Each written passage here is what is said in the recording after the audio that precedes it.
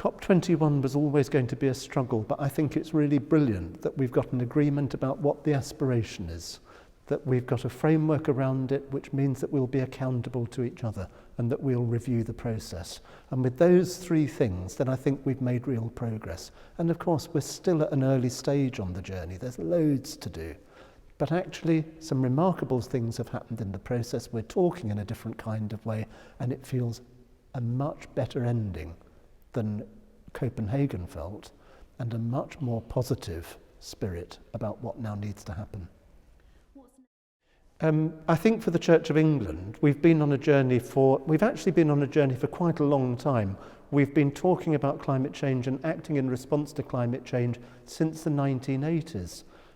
Actually caring for creation, stewarding that gift which God has given us, has been one of the marks of mission since the 1980s for the Anglican Communion. It's not additional to evangelism mission, it's part of evangelism and mission. It's who we are as Christians, caring for the gifts God has given us.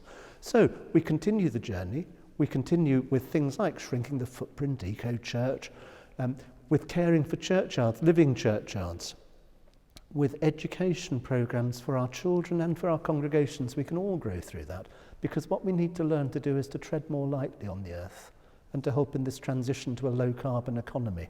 Because without that, we're going to experience the sort of dramatic flooding, the sorts of weather incidents which are causing problems, particularly for the poorest in the world, but not just the poorest in the world, for all of us, that have a big impact on our lifestyles, and we need to start changing the way we live now.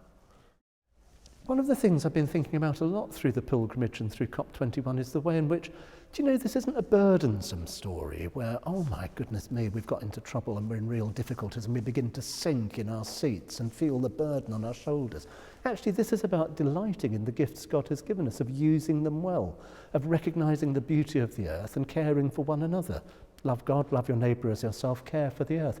Actually, that's all part of what it is to be a Christian, responding to the love of God and the beautiful creation we've been given.